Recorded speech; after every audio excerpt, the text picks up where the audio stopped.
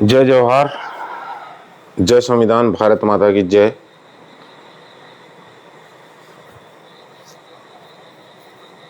आज जैसा कि आप सभी जानते हैं, हमारे इस संपूर्ण विश्व में निवासरत जितने भी हमारे आदिवासी समाज के जो लोग हैं, उनके लिए संयुक्त राष्ट्र संघ ने अंतर्राष्ट्रीय आदिवासी अधिकार दिवस मनाने के लिए ये दिन घोषित किया है और आज पूरे विश्व में इस दिवस को हर्षोल्लास के साथ मनाया जा रहा है। मेरे सोशल मीडिया के जितने भी जो मित्रगण हैं, जो मुझे फॉलो करते हैं, मुझे देखते हैं, मैं आप सभी के समक्ष आज इस अंतर्राष्ट्रीय आदिवासी अधिकार दिवस के दिन एक बहुत ही महत्वपूर्ण जानकारी को साझा करूंगा। इसको कृपया ध्यान से सुनिएगा। आज संपूर्ण विश्व में इस दिवस को मना रहे हैं, बड़े बड़े कार्यक्रम आयोजित हो रहे हैं, लेकिन क्या हमारी जो युवा पीढ़ी इस दिवस को जान रही है? क्या इस दिवस के बारे में उसको 5% भी जानकारी है कि नहीं है? ये हमारे लिए चिंतन और मंथन करने का दिवस है।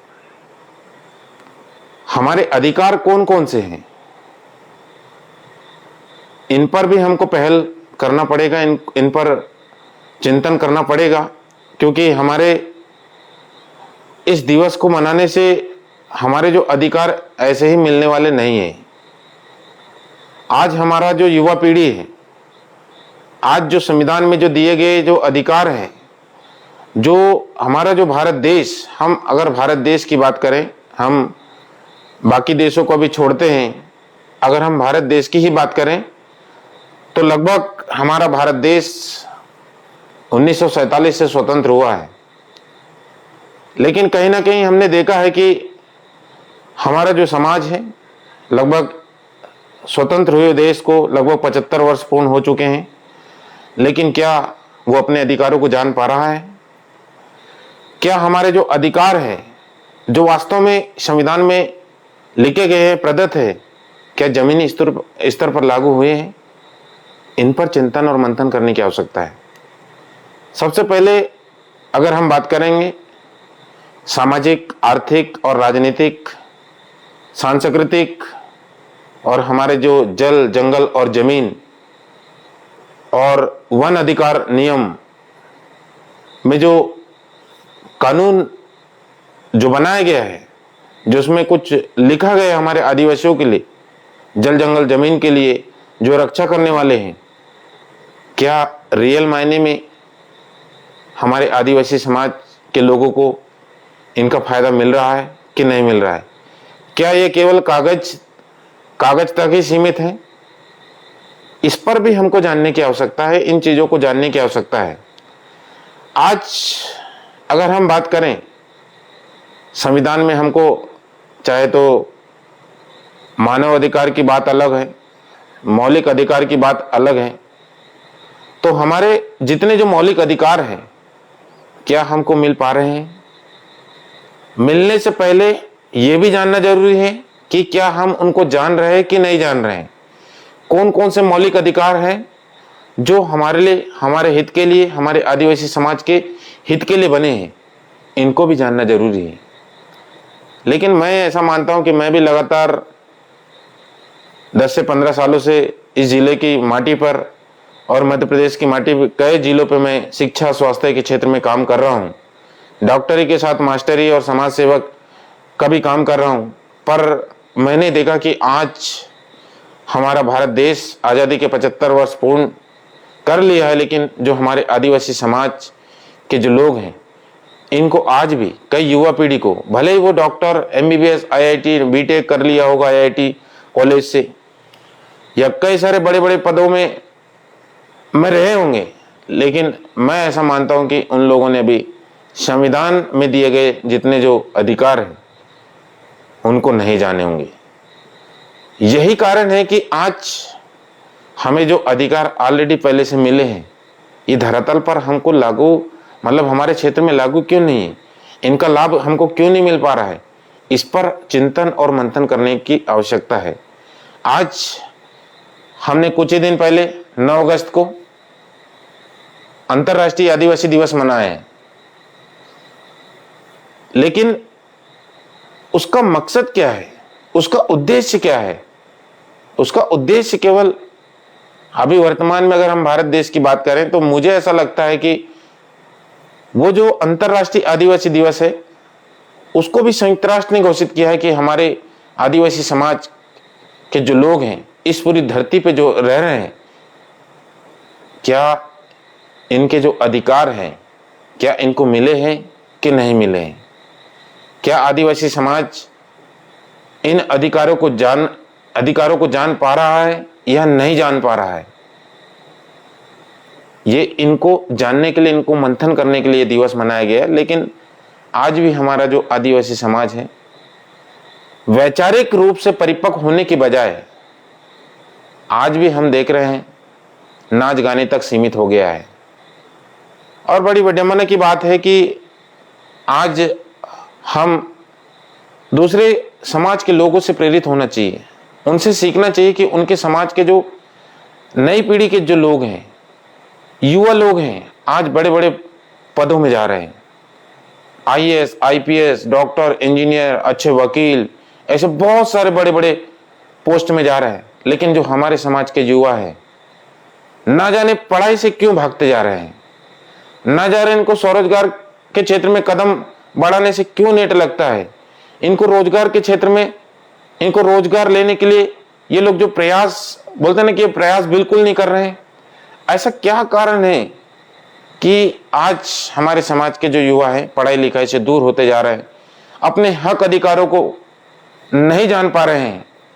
ये बड़ी चिंता की बात है। सवाल ये नहीं है कि हमारे लिए अधिकार पहले से प्रदत्त हैं, सवाल ये है कि इतने सारे अधिकार जब हमको पहले से ही मिले हैं तो हम इनको जान क्यों नहीं रहे हैं? हम इसके संदेश को गांव घर घर तक क्यों नहीं पहुंचा पा रहे हैं? ये चिंतन करने की आवश्यकता है, आज मंथन करने की आवश्यकता है। लेकिन बड़ी विडंबना की बात है कि जो चीजें हमको जानना चाहिए वो चीज हमारे समाज का युवा जान नहीं रहा है। और आज वो बोलते ना कि जो विकास की धारा में उनको जुड़ना चाहिए, लेकिन उस पटरी से वो बाहर हो रहे, उस रेखा से बाहर हो रहे। तो चिंतन मंथन करने की आवश्यकता है। तो मेरा प्रयास ये है कि हम बात कर रहे हैं ये जो हमको संस्कृति बचाने के लिए, आपको ज्ञात होना चाहिए। अब पूरी एक एक डिटेल जानकारी बताऊंगा तो वो समझ में नहीं आएगा। हमारी जो संस्कृति है, हमारी संस्कृति को कोई नष्ट नहीं कर सकता है, लेकिन नष्ट कौन कर रहे हैं? हमारे समाज के ही जो पढ़े लिखे लोग हैं, जो शहरों में आज भी अगर हम बात करें तो शहरों में जो पढ़ने लिखने वाले बच्चे आते हैं, ये लोग 2 दिन नहीं होते हैं शहरों में जाते हैं, अपनी मातृभाषा, अपनी संस्कृति, बोली भाषा सब चीज को भूल जाते हैं। यही तो विडंबना है। और हम गालियां किसको दे रहे हैं? हम किसको दोष दे रहे हैं? हम सरकार को दोष दे रहे हैं, दूसरे लोगों को दोष दे रहे हैं। पर हम बोलते ना कि दिया तले अंधेरा होता है, ये बिल्कुल सही बात है। हम अपने वालों को देख ही नहीं रहे। इसके लिए जिम्मेदार कौन है? हम हैं। आज शहरों में जाके हम शिक्षा ग्रहण करने के लिए आते हैं, शहरों में शिक्षा ग्रहण करने के लिए आते हैं, लेकिन शिक्षा तो ग्रहण करते हैं, साथ में हम दूसरी शिक्षा सीख रहे हैं जो हमारी संस्कृति ही में नहीं है, हमारी संस्कृति में ही नहीं है। और वही चीज आज अपन देखते हैं कि देखो, हमारे जो संयुक्त राष्ट्र ने जो हमको जो अधिकार दिए हैं, किसकी बदौलत मिले हमको?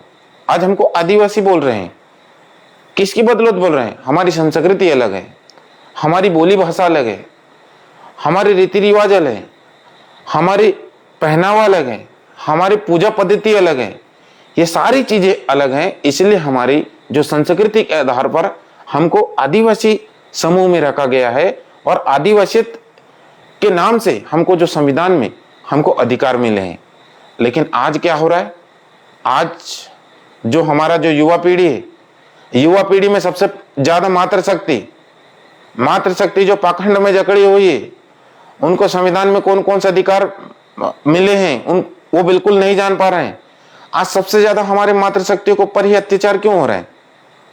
कुछ तो कारण होगा ना, कुछ तो कारण होगा। इस कारणों को हमको जानना पड़ेगा कि ऐसा क्यों हो रहा है।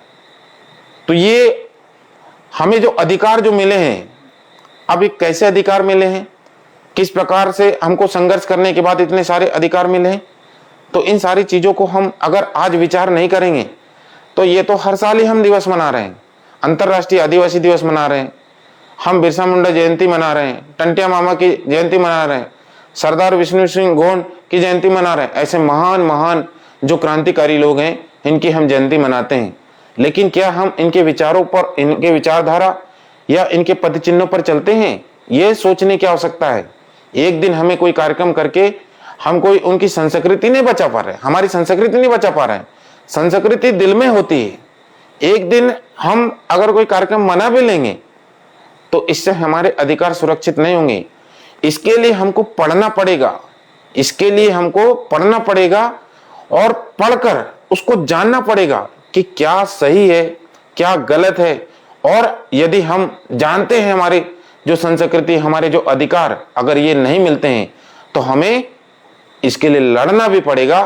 तो सबसे पहले हमें पढ़ना पड़ेगा और पढ़ने के लिए स्कूलों में जाना पड़ेगा, लाइब्रेरी में बैठना पड़ेगा और बड़े बड़े पदों में अच्छा पढ़ लिख कर अच्छे बड़े बड़े पदों में जाकर, जैसे हम बात करते हैं प्रशासनिक पदों की बात होती है, तो आईएएस, आईपीएस और स्टेट लेवल के जो पद होते हैं, डिप्टी कलेक्टर, डीएसपी, अच्छे तहसीलदार, और पत्रकारिता के क्षेत्र में, वकालत के क्षेत्र में, डॉक्टर, मास्टर, इंजीनियर, कृषि के क्षेत्र में अच्छे अच्छे बड़े बड़े पदों में जब हम जाएंगे तो निश्चित तौर से जो बोलते हैं ना कि हमारे वाले लोग अगर अच्छे बड़े पदों में बैठेंगे तो पूरे लोग तो काम नहीं करेंगे, इतना तो मेरे को भी पता है, लेकिन कुछ लोग तो काम करेंगे। 100 में से 80 लोग समाज के लिए, क्षेत्र के लिए काम करेंगे। तो हमें अपने समाज के जो अधिकार है इनको संरक्षित करने के लिए सबसे पहले हमारे समाज के बच्चों को स्कूल कॉलेज की दहलीज पर भेजना पड़ेगा। अच्छे अच्छे बड़े बड़े लक्ष्य बनाकर उनको बड़े बड़े पदों में जाना पड़ेगा, तभी हमारे अधिकार सुरक्षित होंगे। और बड़े पदों में पहुंचने के बाद आपको संस्कृति को बचाने के लिए एक नारा भी चलाना पड़ेगा। हमारे अधिकारों को जन जन तक कैसे पहुंचाएं, ये सारी चीजों को आपको करना पड़ेगा। तो इसलिए भैया पढ़ना पड़ेगा, जानना पड़ेगा और लड़ना पड़ेगा, तभी हमारे अधिकार हमको मिल पाएंगे धरातल पर। आज अपन देखते हैं कि एक बहुत पहले बिरसा मुंडा जी ने एक कानून बनाया था, मतलब भूमि अधिग्रहण, जल जंगल और जमीन वाला कानून बनाया था। उन्होंने बाबा साहब को अपना मतलब एक प्रस्ताव या ड्राफ्ट तैयार करके दिया। उसको कानूनी रूप से जो मजबूती मिली, बाबा साहब जयपाल सिंह मुंडा जी के माध्यम से जो कानून बना कि मतलब आदिवासियों की जमीन को कोई दूसरा गैर आदिवासी नहीं खरीद सकता। पर आज क्या हो रहा है, आज हमारे समाज के जो लोग हैं, इनकी जो जमीनें हैं, किसी डैम के नाम से, कहीं कोई जानवर पालने के नाम से, कहीं कुछ बनाने के लिए, ये केवल आदिवासियों की जमीन पर ही टारगेट कर रहे हैं और लगातार हमारे आदिवासी समाज के लोगों का विस्थापन कर रहे हैं। तो जल जंगल और जमीन से बेदखल करने का काम ये सरकारें कर रही है। तो ये जानना पड़ेगा भैया, ये जानना पड़ेगा कि भूमि अधिग्रहण नियम क्या होता है, आपको जानना पड़ेगा। और अगर ये नियम आपको नहीं पता तो पहली बात, आदिवासी समाज को लोग बोलते हैं कि भोला भाला समाज है, इसको कैसे भी कान पकड़ के किधर ही भी कर दो तो वो चले जाता है। लेकिन लगभग हमको 1950 से पूर्ण रूप से जब पढ़ने का अधिकार मिला है तो हमको जानना चाहिए, क्योंकि कोई चीज अगर लिखित में होता है तो वो सर्वोपरि माना जाता है। और हमको ये लिखित में मिला है कि हमारे आदिवासी समाज की जो जमीन है कोई दूसरा व्यक्ति नहीं खरीद सकता है, दूसरा व्यक्ति कब्जा नहीं कर सकता है, ये सारी चीजें। लेकिन हो क्या रहा है, उल्टा हो रहा है।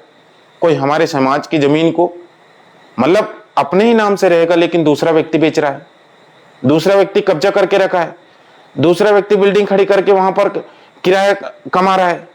ये लीज पे लेके अपनी जमीन को पूरा कब्जा करने का काम कर रहे हैं और लगातार हमारे जो भोलेपन है इसका फायदा दूसरे लोग ले रहे हैं। तो ये इसके लिए जिम्मेदार कौन है? क्योंकि हमने हमारे जो कानून है इनको जाना ही नहीं। जो पेशा कानून होता है, ये पेशा कानून जो अभी मध्य प्रदेश सरकार ने कहा था कि 18 सितंबर तक मध्य प्रदेश की धरती पर पूर्ण रूप से लागू हो जाएगा, तो पेशा कानून के बारे में भी तो आपको पढ़ना चाहिए। पेशा कानून को आप पढ़ोगे तो पेशा कानून क्या कर रहा है, क्या कहता है। ये हमारा जो ग्राम सभा है, ये हमारा जो ट्राइबल क्षेत्र है, जो अनुसूचित क्षेत्र है, इस क्षेत्र के विकास, संरक्षण और सुरक्षा प्रदान करता है। लेकिन हमें पेशा कानून ही नहीं पता। हर हम मंचों में बोल तो देते हैं कि ये कानून ऐसा है, लेकिन उसमें भी कई सारे जो हमारे पढ़ने लिखने वाले बच्चे हैं, इनको अभी व्हाट्सएप फेसबुक से ही फुर्सत नहीं मिल पा रहा है। इनके लिए अकेला राजा ध्रुव चिल्लाएगा तो क्या करेगा, राजा ध्रुव शहीद होगा। लेकिन जो हमारे समाज का जो युवा है, इनको पहली बात जो आपको मालूम होना चाहिए, संविधान में एक आर्टिकल है 244 244 का, इसके अंतर्गत 5वीं और 6वीं अनुसूची आता है, आपको मालूम होना चाहिए। लेकिन जो यंगस्टर लोग हैं, युवा पीढ़ी है, इनको आर्टिकल से नहीं पता, संविधान के बारे में ही नहीं पता, तो ये लोग कैसे लड़ाई करेंगे? ये अपने क्षेत्र के अस्तित्व को, अस्मिता को कैसे बचा पाएंगे?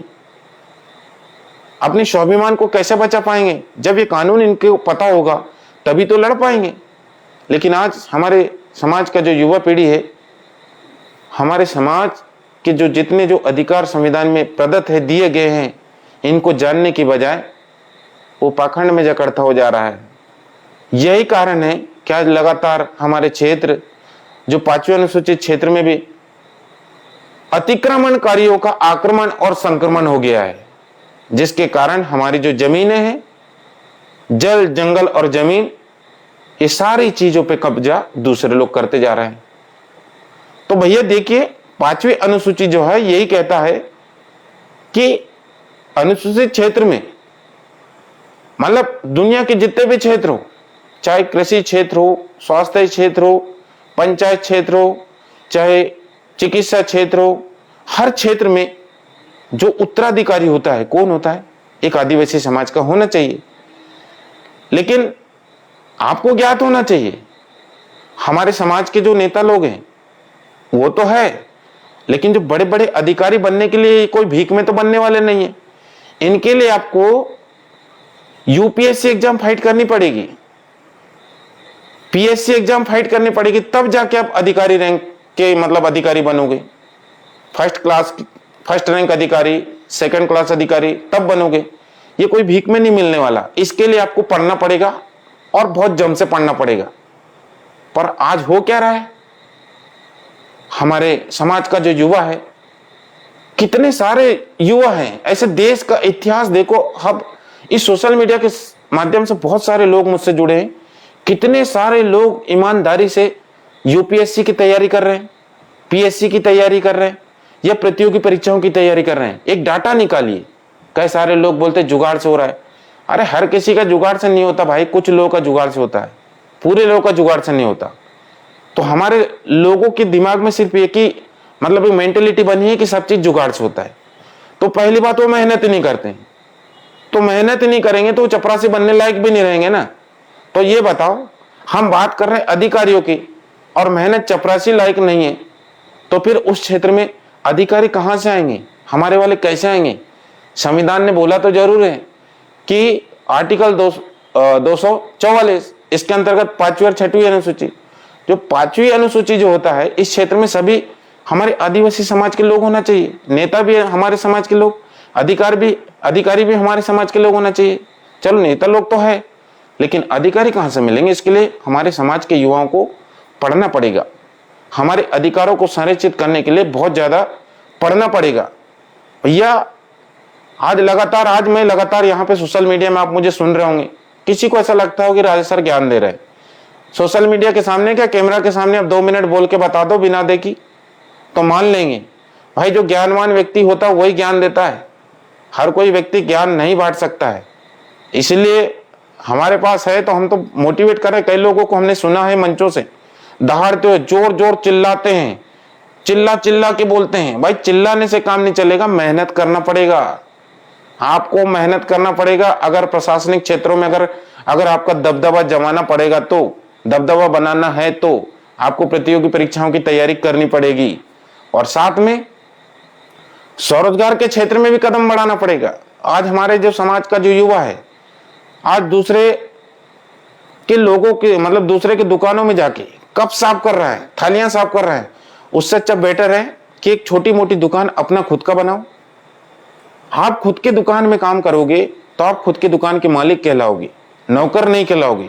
तो जो बेरोजगार साथी है वो छोटे मोटे उद्योग धंधे स्थापित कर सकते हैं, छोटे मोटे स्वरोजगार के क्षेत्र में छोटे मोटे मतलब अपना धंधा शुरू कर सकते हैं। क्योंकि अगर ऐसा है कि देखिए आप टोटली बहुत सारे लोग हैं जो प्रतियोगी परीक्षाओं की तैयारी करें, वो तो ठीक है, लेकिन एकदम से जो बेरोजगार साथी लोग हैं वो लोग स्वरोजगार के क्षेत्र में भी तो कदम बढ़ाना चाहिए। अच्छी अच्छी कलाएं हैं। एक गांव में अगर आप रहते हो तो एक गांव की पहले स्वरोजगार के क्षेत्र में अपने को सफलता कैसे मिलेगी। आप एक गांव में हो तो गांव में रोज की चीजें क्या क्या लगती हैं, रोज की चीजें क्या क्या लगती भाई।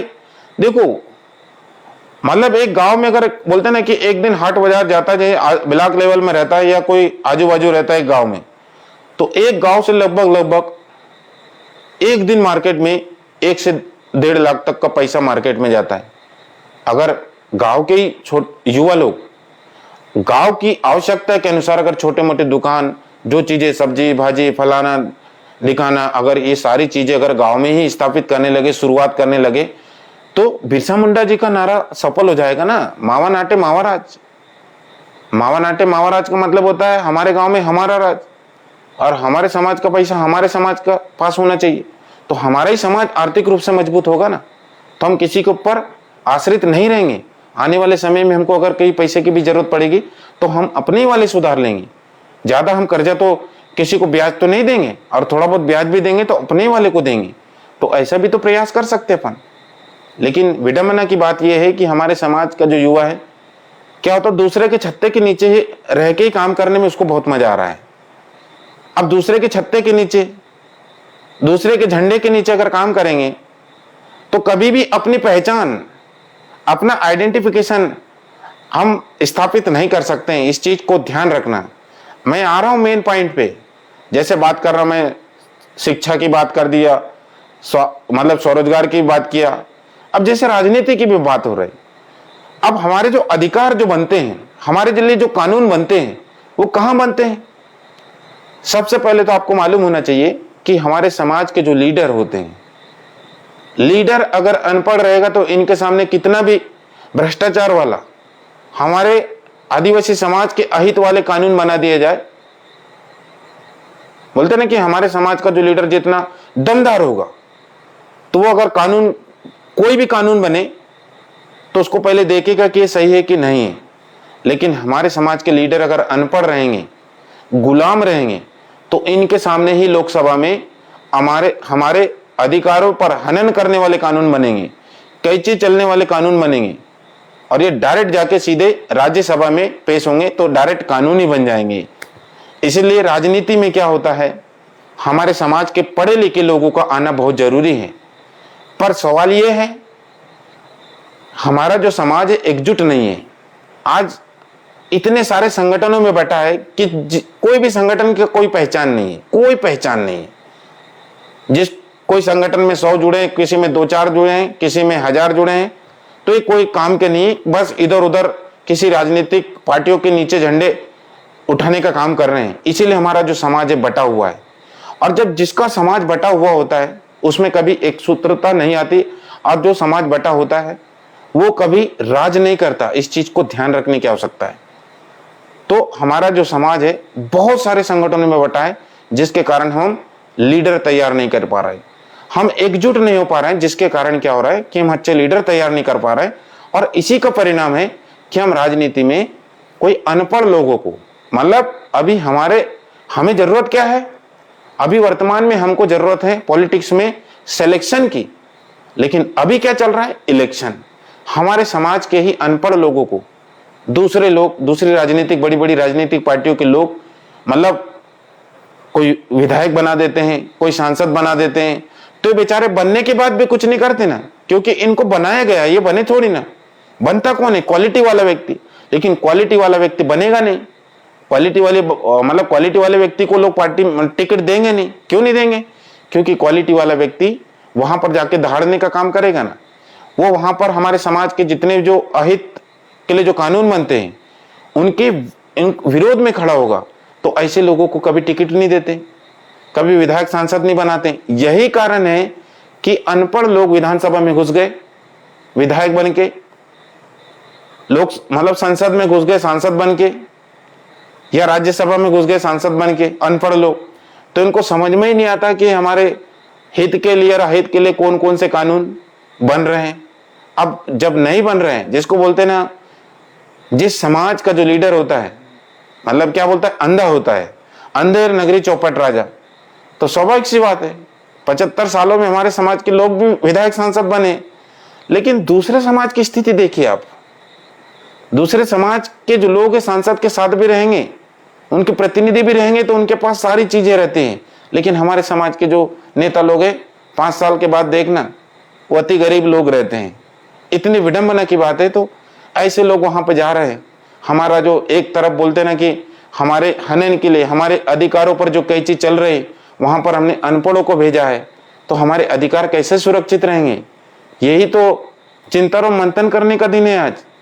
पर सवाल यही है, मैं केवल बोल सकता हूं, लेकिन जो लोग हैं, पढ़े लिखे लोग हैं, वो मेरा विरोध भी कर सकते हैं। कई सारे लोगों को राजनीतिक पार्टियों से टिकट की उम्मीद है। वो कभी अगर हमारे समाज के अहित के लिए कानून बनाएंगे भी या अहित भी करेंगे, तो वो सब कुछ जानते हुए उस पार्टी का विरोध नहीं करेंगे। इसको बोलते हैं मानसिक गुलाम। वो चिड़ियाघर का ऊंट जिसको बोलते हैं, या पिंजरे का तोता बोलते हैं, ये लोग कभी विरोध नहीं करेंगे। क्यों? क्योंकि इनको कहीं ना कहीं आने वाले समय में विधायक सांसद के टिकट चाहिए, इसलिए अपनी संस्कृति को बेचने का काम करेंगे। और कुछ तो कर ही रहे हैं, और जो लाइन में खड़े ये भी करने का काम करेंगे।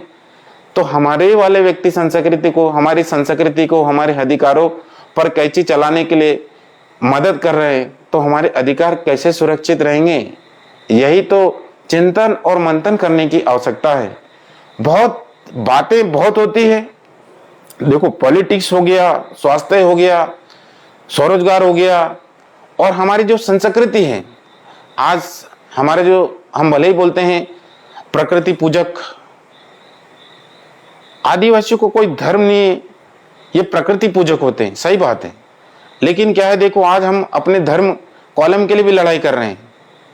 सरकारें आ रहे, इतने सारे लोग बैठे हैं, लेकिन हमारे लिए एक जनगणना के लिए अलग कॉलम नहीं बनवा पा रहे हैं। यही तो विडंबना की बात है। हमें समझ में ही नहीं आ रहा है अब क्या होगा इस देश में आदिवासियों का, इस विश्व में क्या होगा। इस पर चिंतन और मंथन करने की आवश्यकता है। तो मेरे जितने भी जो पढ़े लिखे साथी लोग हैं, मैं उनसे कहना चाहता हूं भैया कि ये अंतर्राष्ट्रीय आदिवासी दिवस हम मना रहे हैं, तो हमारे पहले अधिकारों को जाने, हमारे अधिकारों को जाने। आप स्पेशली अनुच्छेद 244 को जरूर जाने, 5वीं और 6वीं अनुसूची को जरूर जाने, पेशा कानून को जाने, ग्राम सभा को जाने, और जो आर्टिकल 330 और जो 332 है इसको भी जाने। ऐसे बहुत सारे हैं। आर्टिकल 19 के बारे में जानो, बोलने की आजादी देता है। आप इन जब तक संविधान की जानकारी को नहीं हासिल करोगे, जानोगे नहीं, आप खड़े तो हो जाओगे, लेकिन आने वाले आपके जो बाल बच्चे होंगे ना, खड़े होने लायक नहीं रहेंगे। क्योंकि संविधान अगर सुरक्षित रहेगा तो आने वाले समय में आपके बच्चे पढ़ लिख पाएंगे, नहीं तो स्कूल की दहलीज पे घुस भी नहीं पाएंगे। तो अधिकारी और नेता बनना तो दूर की बात है, नेता भी बनना संविधान में लिखा है, लिखित में दिया है। मतलब आर्टिकल 330 और 332 अगर नहीं होता तो हमारे समाज का व्यक्ति न सरपंच होता, न जनपद होता, न जिला पंचायत होता, न विधायक होता, न सांसद होता। आर्टिकल 16 नहीं होता, मतलब सरकारी नौकरी करने का अधिकार नहीं लिखा होता तो हम सरकारी नौकरी भी नहीं कर पाते।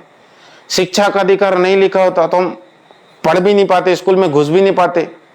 आप 1950 से पहले का दृश्य देखेंगे, जब हमारा भारत देश गणतंत्र बनने से पहले की मैं बात कर रहा हूं, तब का दृश्य देखना कि हमारे जो क्रांतिकारी लोग हैं इनको कितना संघर्ष करना पड़ा होगा।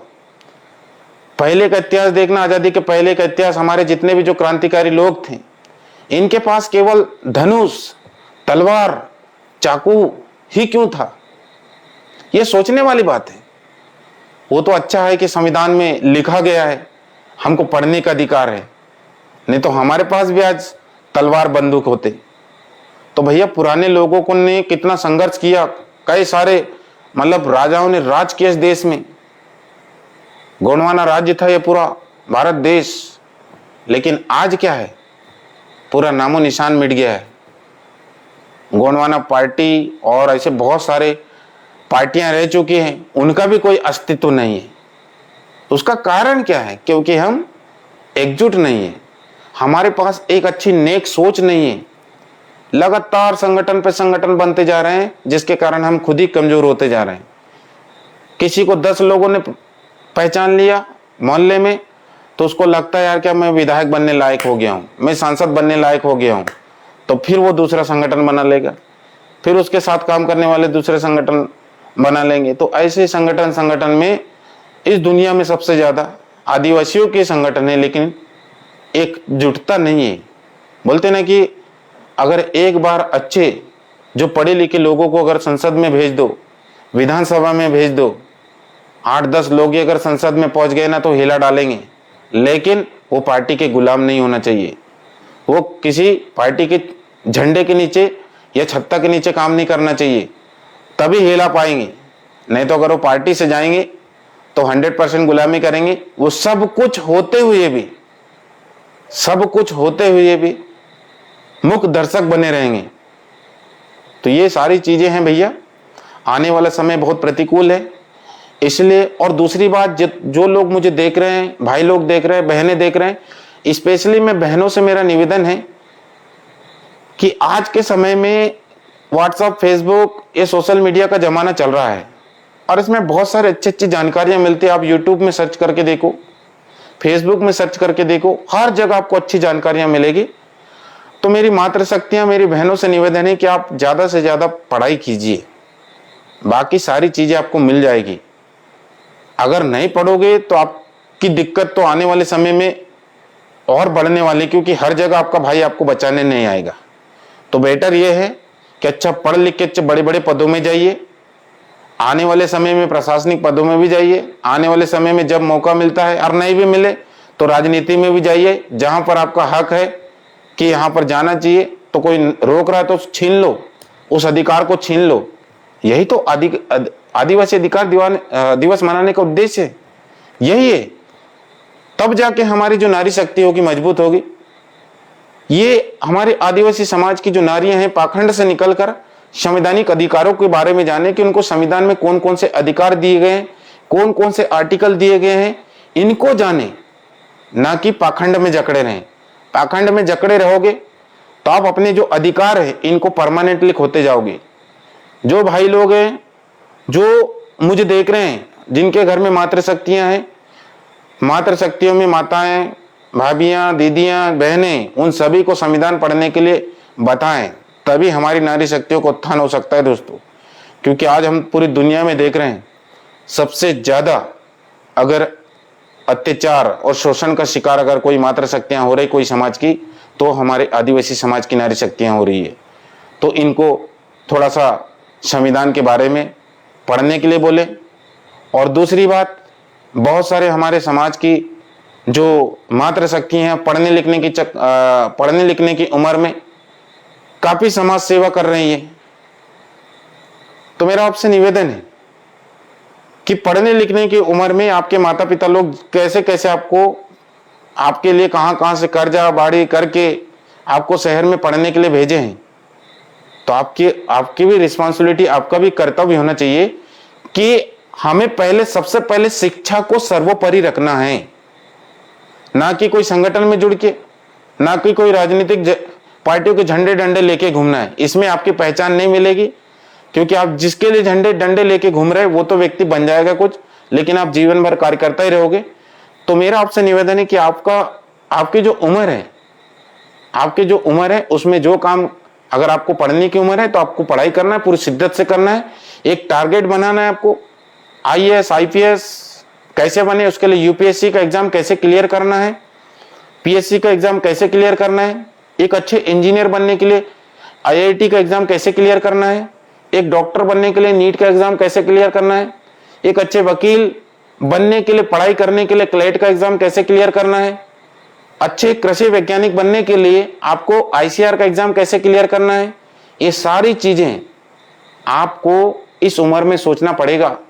अगर आपने पैसा कमा लिया, आर्थिक रूप से मजबूत हो जाओगे, तो आप समाज सेवा भी कर लोगे, आने वाले समय में राजनीति भी कर लोगे। ये सारी चीजें मैं युवा पीढ़ी से मैं कहना चाहता हूं भैया। अगर ऐसे फालतू मायाजाल में जकड़े होंगे ना, तो अभी बाहर निकल जाओ, समय है।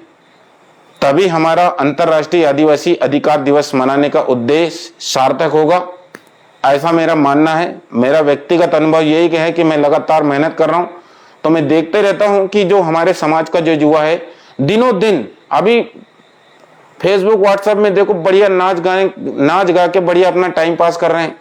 वो कोचिंग में ना जाके, शिक्षण संस्थानों में जाके अपना टोटल टाइम वेस्ट कर रहे हैं। तो हमारी पहचान उससे नहीं है, हमारी पहचान शिक्षा से है।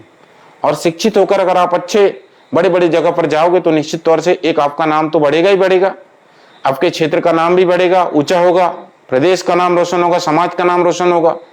तो ऐसा पहल आप सभी युवा पीढ़ी को करना चाहिए।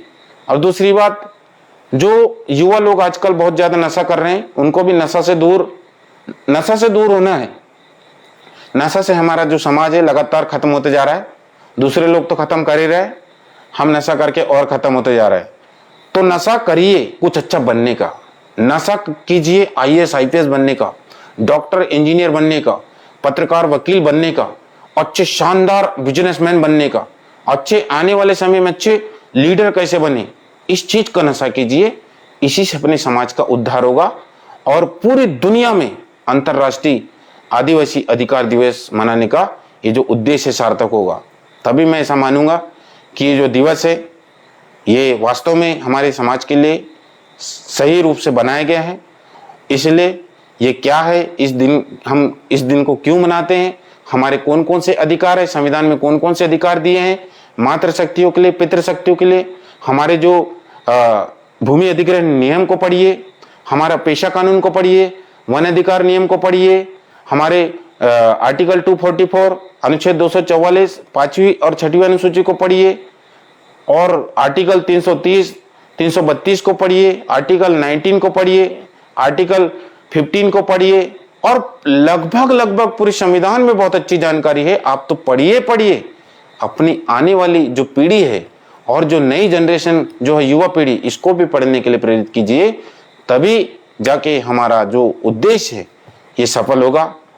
तो इन बातों को लेकर मैं आज आया था। बहुत सारी बातें मेरी बुरी भी लग सकती है, लेकिन वो बोलते हैं ना कि सच कड़वा होता है, और जो कड़वी चीज होती है हर व्यक्ति के लिए फायदेमंद होता है। तो मैं ऐसा मानता हूं कि जो हमारा जो समाज है वास्तव में इस समय बीमार है, तो इन्हें करेले जैसे व्यक्ति की आवश्यकता है, करेले जैसे ज्ञान देने वाले व्यक्ति की आवश्यकता है। जो मैं लगातार काम कर रहा हूं, ऐसे बहुत सारे लोग कर रहे हैं, तो उनको भी सेवा जोहार करता हूं। तो इन्हीं बातों को लेके आज मैं लाइव आया था। तो आप सभी को बहुत बहुत शुभकामनाएं आज के लिए, और सभी को सेवा जोहार। धन्यवाद।